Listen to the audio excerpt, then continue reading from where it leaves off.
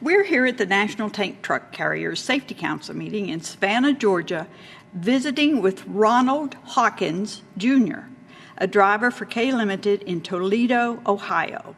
Welcome, Ron. Thank you. Ron has been named to the American Trucking Association's Elite Road Team and has been driving a truck for over 25 years, and that adds up to over 2 million miles without an accident. Ron also is a certified driver who has trained many drivers since joining K-Limited. After driving all those miles for all those years, Ron, you must have some good safety advice for truck drivers, especially those new to the road. Tell us some of the things that you believe are important in reducing accidents. Well, I think the drivers, whether they're new drivers or old drivers, need to get a good night's rest every night before they go to work in the morning. Need to do good pre-trips and post-trips every day. When they stop, check their equipment, make sure there's no flat tires and hot brakes. Just make sure you have good equipment every morning. Maintain a good attitude. Learn to share the road with other vehicles very safely, and pay attention to your surroundings at all times. I noticed that you do have a really good attitude about and really enthusiasm for driving. And I understand your father was a driver. Yes, ma'am. That's right. Tell me a little bit about your dad and how that came about. Well, my father drove a tanker for 36 years, and in that time, he never had an accident or a violation. He always told me, if you're going to do a job, do it right the first time and do it to the best of your ability. I love driving truck. I don't think I could ever do anything else. I've been driving a tanker, as you said, for 25 years, and that's all I want to do is drive tanker. Did your dad teach you to drive? Yes, ma'am. He did? He taught all 4 of his boys how to drive truck. So you had 4 boys in the family? Yes, my oldest brother drove for a while, and my younger brother and my brother older than me, right older than me, they decided they didn't want that life, but I enjoy it. I see different people and different things every single day. Mm-hmm. Yeah, I'm sure you do. The tank truck industry has been concerned about rollovers. Yes. And of course, they discussed that today at the meeting. Do you have that kind of in the back of your mind as you're approaching turns, and how do you think about that as far as trying to prevent rollovers? Well, we do quite extensive training on rollovers, and it's always in the back of your mind. But not only on curves, because the majority of rollovers are on straight, dry pavement, and I learned while I was here that 75% of all rollovers are attributed to driver actions, such as being distracted. So it's always on your mind, and if you stay focused on what you're doing, you should be able to get through your day safely. Uh-huh. I noticed that one of the other things they were concerned about today, too, is the use of cell phones. Yes, ma'am. And those being distracted.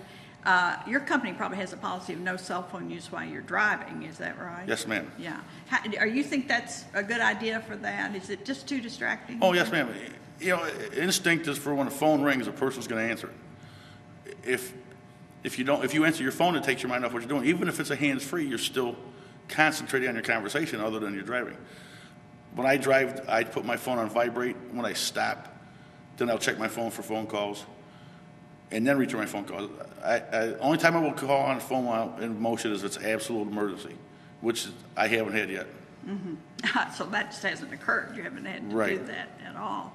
I also was wondering a little bit about, we talk about defensive driving, whether you're a truck driver or any other driver on the road, Right. about how important that is.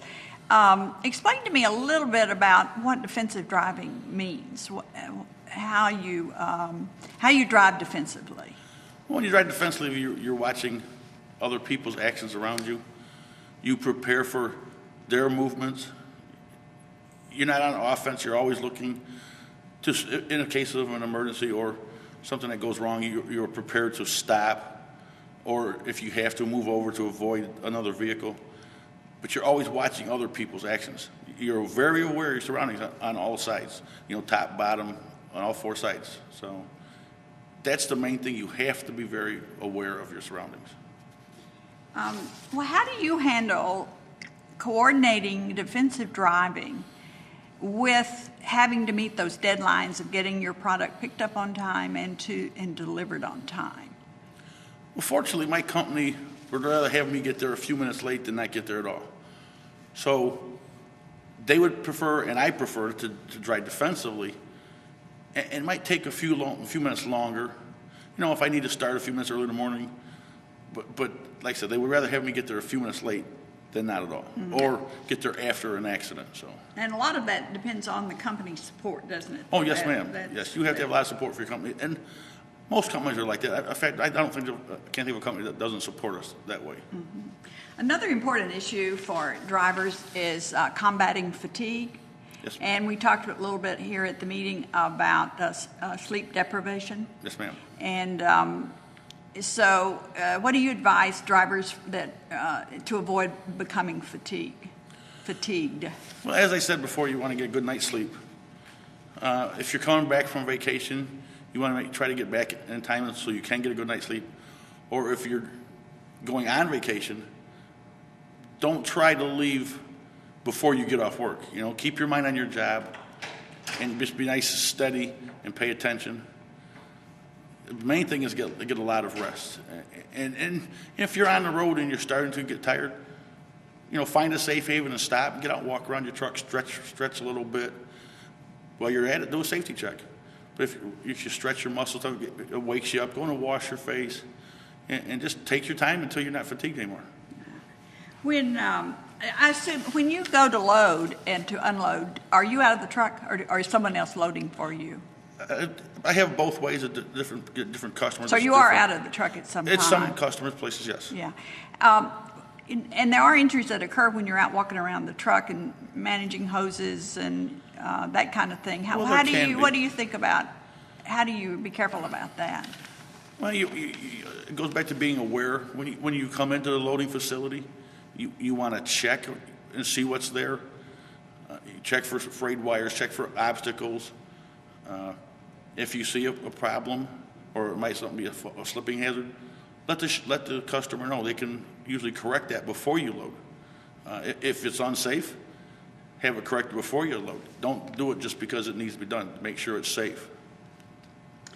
And lastly, I wanted to ask you one last question.